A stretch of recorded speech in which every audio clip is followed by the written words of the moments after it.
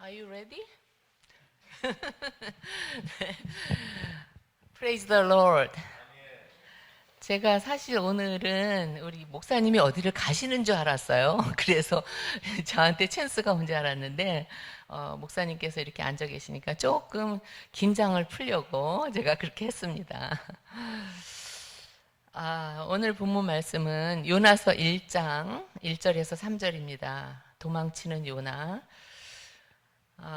한때는 그 구약 성경 중에서 요나서와 다니엘서가 가장 많이 그 비평의 대상이 되었습니다. 요나서가 그 공격하기 좋은 이유는 그 큰 물고기가 요나를 삼켰다는 것은 많은 그 의문점을 제시해 주고 있습니다.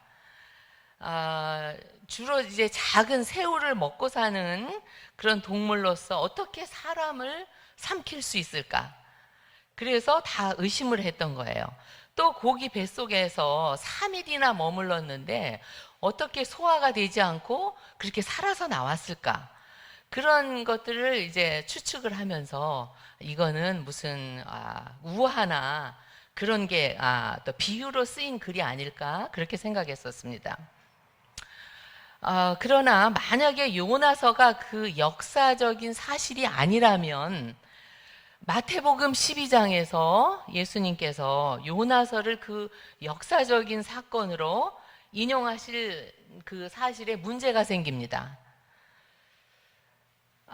샌디에이고 주에 가보면은 그 큰 물고기의 그 입이 그 박제를 해서 놓은 게 있어요.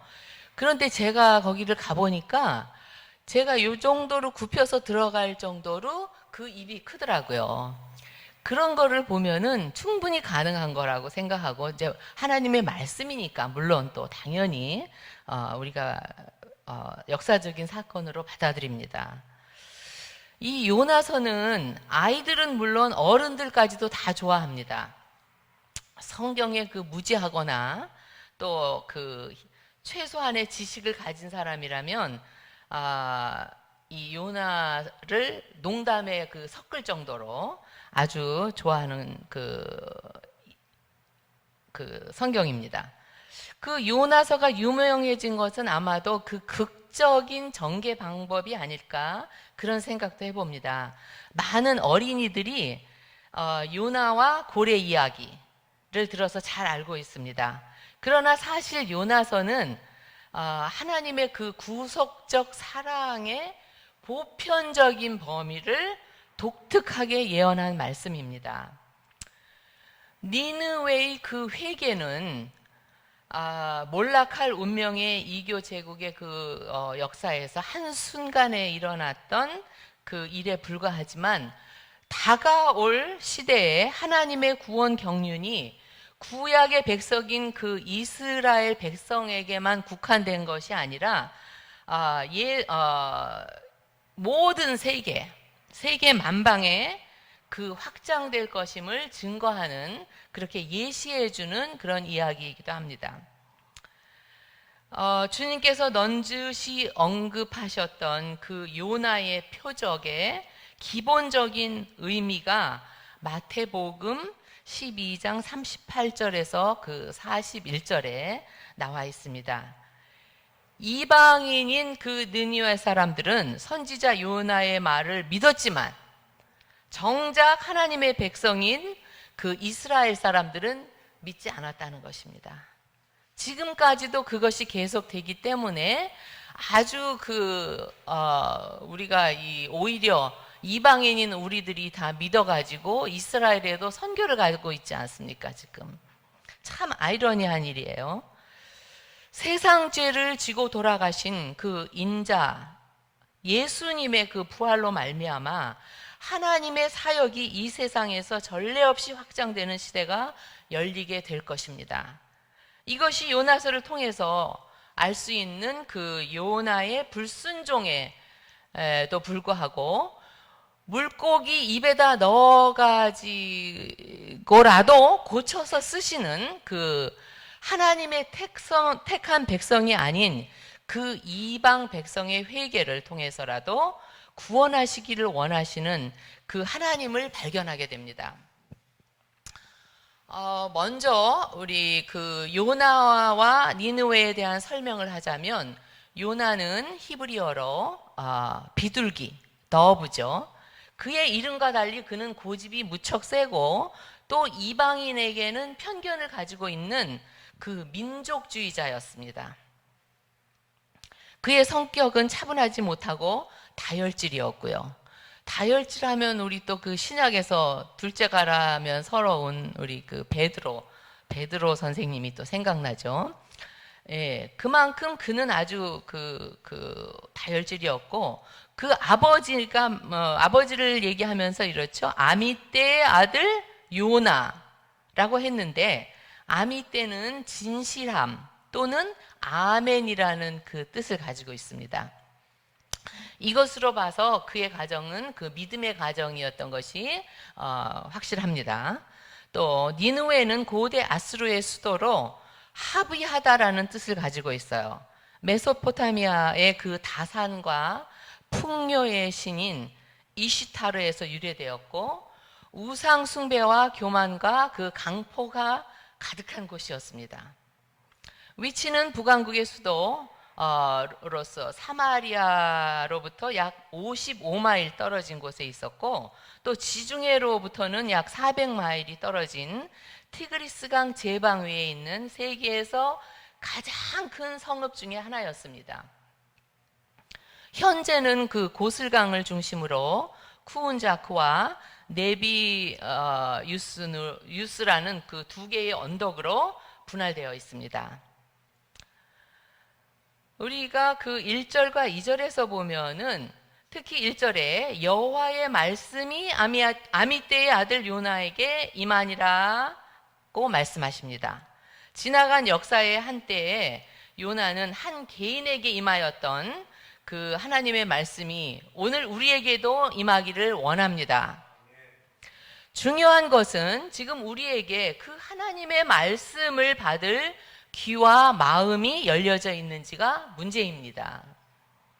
요나는 분명히 말씀과 기도의 사람이었을 것입니다.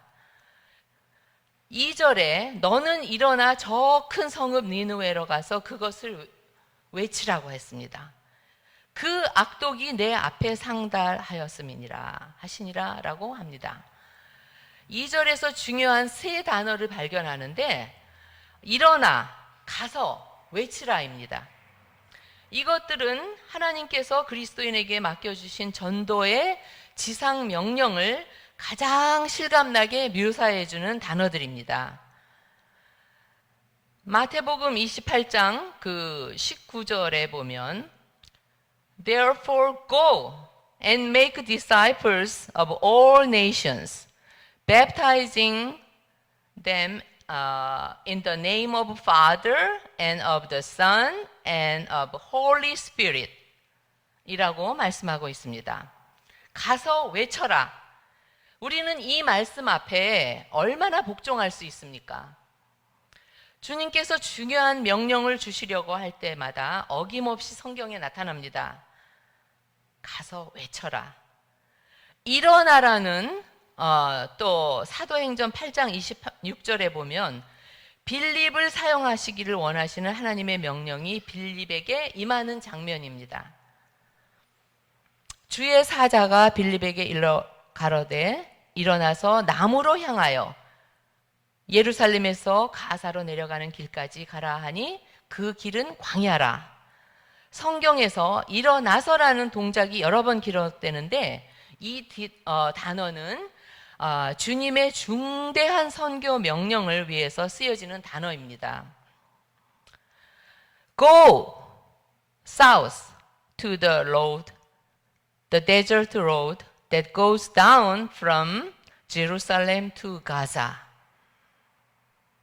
사도행전 9장 11절에도 마찬가지입니다. 이방인의 선교를 그 새로운 장을 열기 위해서 주님은 바울을 보내시기를 원하시며 이렇게 말씀하십니다. 주께서 가라사대 일어나 직가라 하는 거리로 가서 유다 집에서 다소 사람 사울이라는 자를 찾으라. 저가 기도하는 중이다. 사도행전 10장 20절에도 일어나라는 이 동작이 나타납니다. 그 다음에 주님께서 또 말씀하십니다. 가서 모든 족속으로 제자를 삼아라. So get up and go downstairs. Do not hesitate to go without them, for I have sent them. Amen.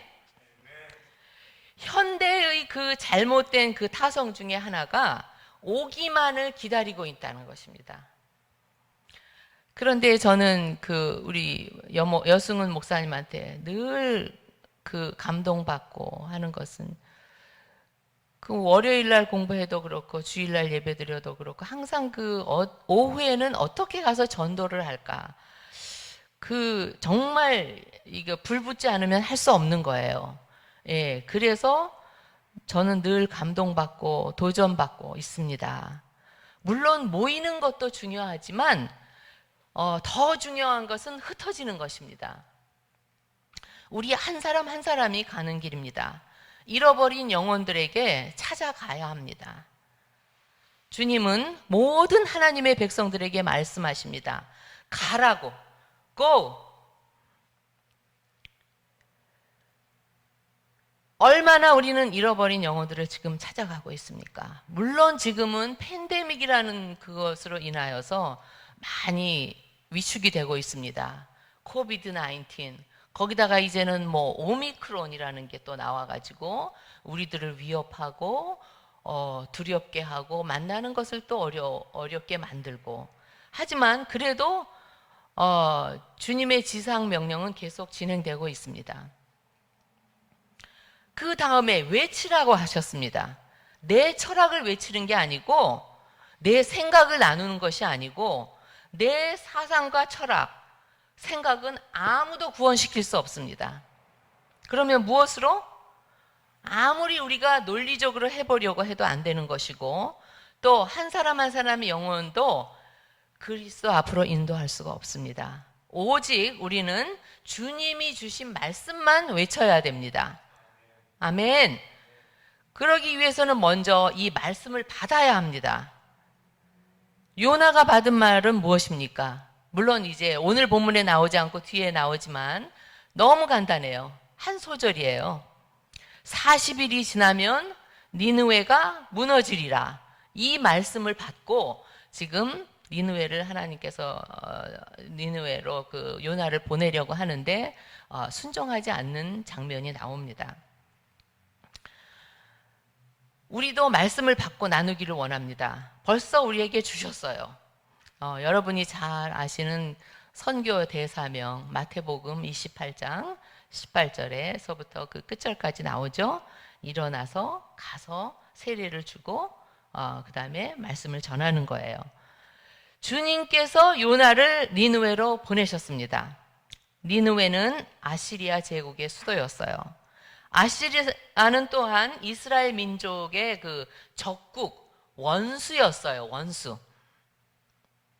그런데 하나님께서 적의 나라에 가서 말씀을 외치라고 명령하신 것입니다.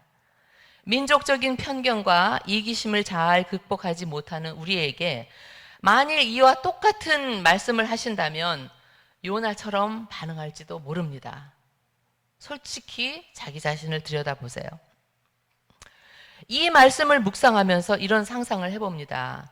오늘 주님이 저에게 박 목사, 오늘부터 일본에 가서 선교를 해야겠구나. 나는 과연 어떻게 반응할까요? 혹시 다른 데로 가면 안 될까요? 일본은 70여 년 전에 우리를 속국으로 만들었고 너무나 상처를 많이 주고 그랬던 나라였는데 거기를 꼭 가야 됩니까? 그리고 제가 듣기로는 그냥 세계에서 가장 잡신이 많다고 들었는데 그 사람들이 내 말을 듣겠습니까? 저는 이렇게 할지도 몰라요. 이렇게 주님께 얘기할지도 몰라요. 하지만 요나서를 우리에게 주심으로써 오늘 저희들은 절대로 그러면 되지 않는다는 것을 알게 됩니다. 배우게 됩니다. 하나님께서는 이방 나라 저 큰 성읍 니느웨에 가서 멸망하기 전에 요나를 통해서 회개할 기회를 주셨습니다. 그들을 구원하시려는 놀라운 경륜이 요나를 통해서 그들에게 선교의 새로운 장을 열게 합니다. 3절에 요나가 어떻게 반응했습니까? 그러나 요나가 내게 명령하신 하나님의 말씀 앞에, 주일마다 들려오는 하나님의 말씀 앞에, 또 성경을 펼칠 때마다 나에게 말씀하시는 하나님의 음성 앞에 혹시 교우 여러분은 그러나 라고 반응하지 않으십니까? 아마도 요나는 이렇게 묻고 싶었을 것입니다. 하나님, 왜 하필이면 납니까? 왜 내가 거길 꼭 가기를 원하십니까? 더 나아가 그들에게 회개할 기회를 주시겠다고요? 그 나쁜 악독한 아시리아 사람들에게 회개할 기회를 주시겠다고요? 아니죠. 그런 사람들은 싹 없애버려야죠. 싫어요. 이렇게 말했을지도 몰라요. 우리 모두 자신을 생각해 봅시다. 하나님이 쓰시기를 원하신다면 나는 내가 가진 능력과 재능과 은사, 그 모든 것들을 생각하기에 앞서서 나를 쓰시기를 원하시는 그 하나님의 손길 앞에 나를 바칠 수 있는지, 나를 지으시니가, 나를 계획하시니가 쓰시기 원하시는데 그때 나는 어떻게 반응하고 있는지요? 요나서의 그 서두에 하나님은 민족과 개인을 주관하시는 하나님이심을 확인할 수 있습니다. 그분은 민족들의 주인이시고 개인의 주인이시기도 하십니다. 여러분과 나의 주인이십니다.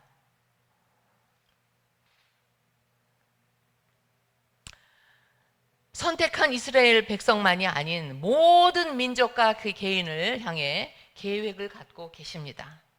그분은 한국도, 미국도, 세계도 주관하시고 나라는 한 개인에게도, 또 선지자 요나라는 한 개인에게도 관심을 쏟고 계십니다. 아멘. 놀랍지 않습니까? 그분은 요나를 향한 그 삶의 계획을 갖고 계십니다. 그를 사용하시어 저 멸망할 수밖에 없는 그 니느웨 백성들을 회개를 할 기회를 주어서 구원하실 계획을 갖고 계셨던 것입니다. 주님은 친히 요나에게 일어나라, 가라, 외쳐라 하시며 그분의 계획을 말씀하십니다. 요나로서는 다른 나라는 몰라도 적국인 니느웨에 자신을 보내실 리는 없다라고 생각했을지도 모릅니다. 하나님은 참으로 치밀하십니다. 사무엘상 그 16장에 보면 제사장 사무엘을 시켜서 이제 그 다윗에게 기름을 부으라고, 안수하라고 하십니다. 그리고 외모와 키를 보지 말라고 하십니다.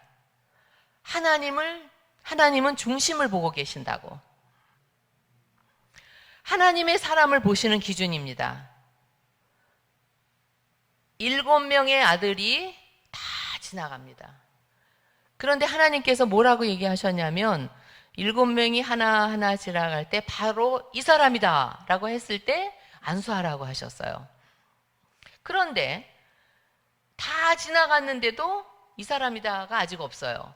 이 사무엘이 보기에는 이 사람입니까? 이 사람 다 준수하고 멋있어요. 그런데 거기에 없었어요. 다윗은. 그래서 이제 다시 물어봅니다. 그 아버지 이새에게. 이것이 다냐고. 그랬더니 하나가 더 있기는 있습니다. 저기 들에 나가서 지금 양을 치고 있습니다. 그러면 데리고 오라고. 빨리 데리고 오라고. 아버지 생각에도 그 자식들 중에 말째인 그 다윗은 별 볼 일 없다고 생각했습니다. 그래서 너는 나가서 지금 양이나 쳐라. 우리는 여기 지금 중요한 일을 하고 있으니까. 이렇게 하나님의 보시는 것과 우리 인간의 생각은 정반대일 수도 있습니다. 그래서 데려온 아들이 다윗입니다. 하나님이 바로 이자가 왕이 될 것이라고 말씀하십니다. 하나님의 인간을 보시는 그 기준과 계획은 전혀 다름을 봅니다. 하나님이 준비하신 왕 다윗은 하나님의 마음에 합한 자였습니다. 우리 복음 찬송으로 여러분 이 노래 잘 아시죠?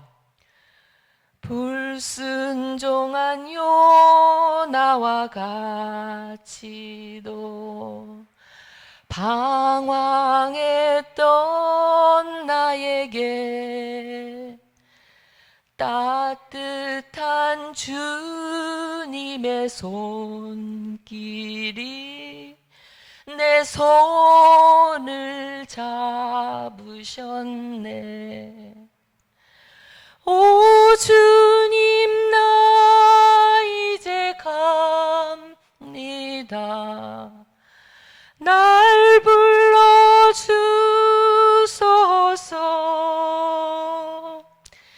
이제는 주님만 위하여 이 몸을 바칩니다. 아멘. 하나님께서 가장 쓰시기 어려운 사람은 소위 신념이 굳은 사람들입니다. 나는 결코 이것만은 못한다. 내 철학, 내 경험, 내 주관, 이거 무너뜨릴 수 없다. 자기 사상의 벽을 쌓고 있는 사람들입니다.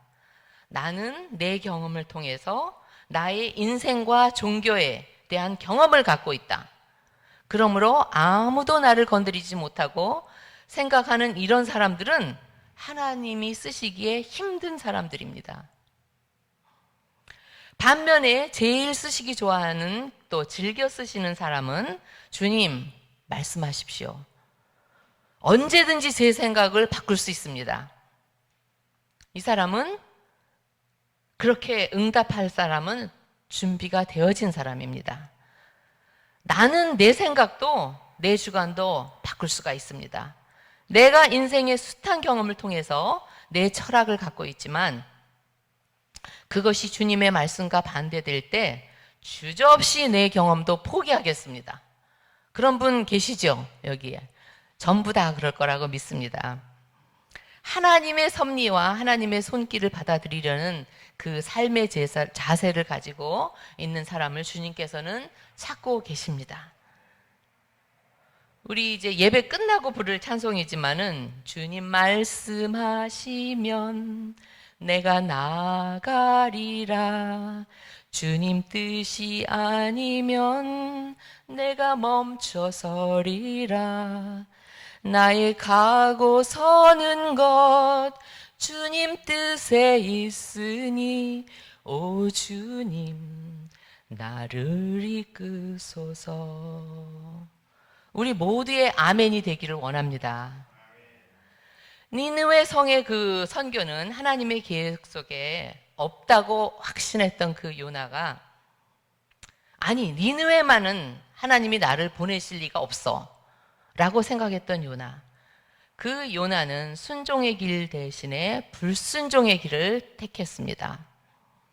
그러나 요나가 여호와의 낯을 피하려고 일어나 다시스로 도망하려 하여 욥바로 내려갔더니 마침 다시스로 가는 배를 만난지라. 여호와의 낯을 피하여 함께 다시스로 가려고 선가를 주고 배에 올랐더라. 그는 다시스로 도망가기 위해 배싹을 주었습니다. 가야 할 니느웨하고는 정반대의 곳으로 가고 있었습니다. 기억하십시오. 주님으로부터 피하는 것은 돈의 낭비며 시간의 낭비라는 사실을.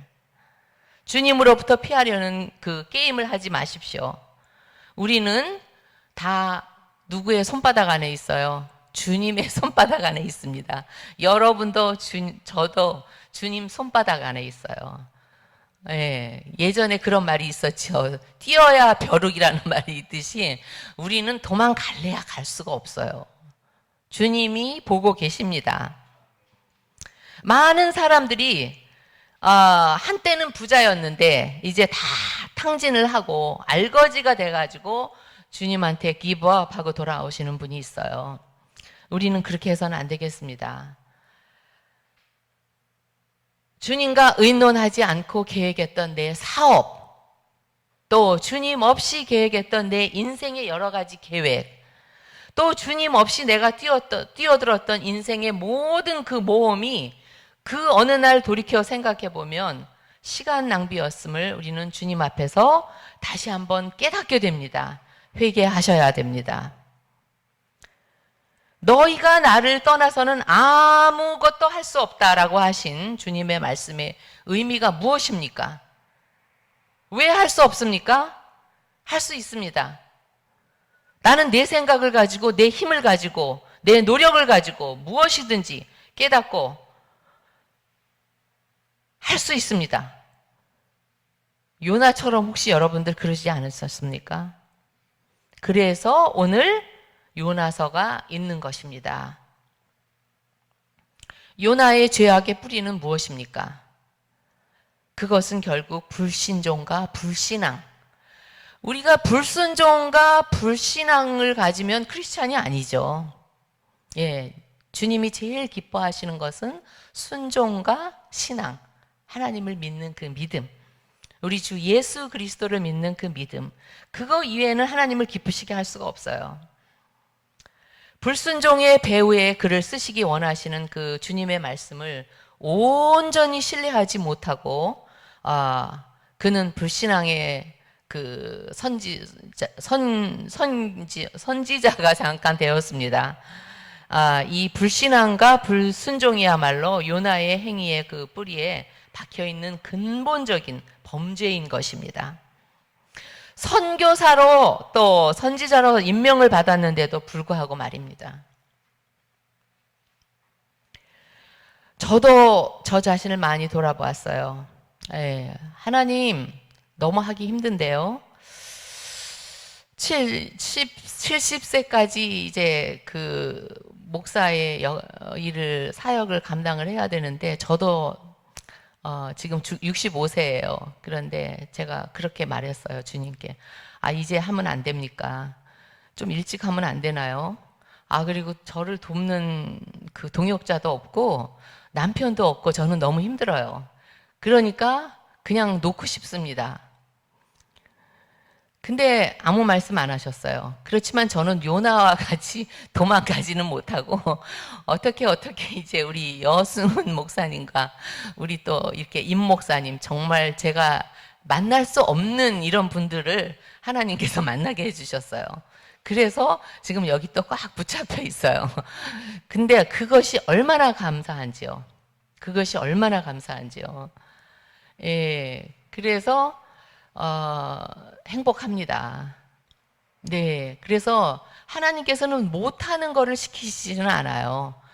저희가 할 수 있는 그런 능력 안에서 하게 하시는 하나님이지, 그 소를 끌듯이 그렇게 하시는 하나님이 아니십니다. 인격적인 하나님이시기 때문에 제가 다 알아듣습니다. 성도 여러분, 오늘 본문 그 말씀을 보면은 요나는 지금 선교사로 나가서 40일 후면은 니느웨가 망하리라 하는 이 말씀을 전해야 하는데 그 엉뚱한 배를 타고 지금 유람선을 타고 관광객이 되었어요. 생각해 볼 그 문제입니다. 내가 혹시 요나처럼 행동하고 있지 않은지 곰곰이 생각하면서 우리에게 그 불순종은 없었나, 불신앙이 없었나, 또 더 이상 시간의 낭비는 하지 말아야지, 인생을 후회하지 말고 주님께로 돌아가는 저와 여러분이 되기를 원합니다. 성도 여러분, 지금 12월이 되었어요. 12월 달은 참 특별한 달이죠. 주님께서, 하나님이신 우리 예수님께서 이 땅에 죄 중에 있는 저와 여러분들을 구원하시려고 십자가에 달려서 돌아가시기까지 감수하시려고 오신 그 주님을 생각해 볼 수 있는 달입니다.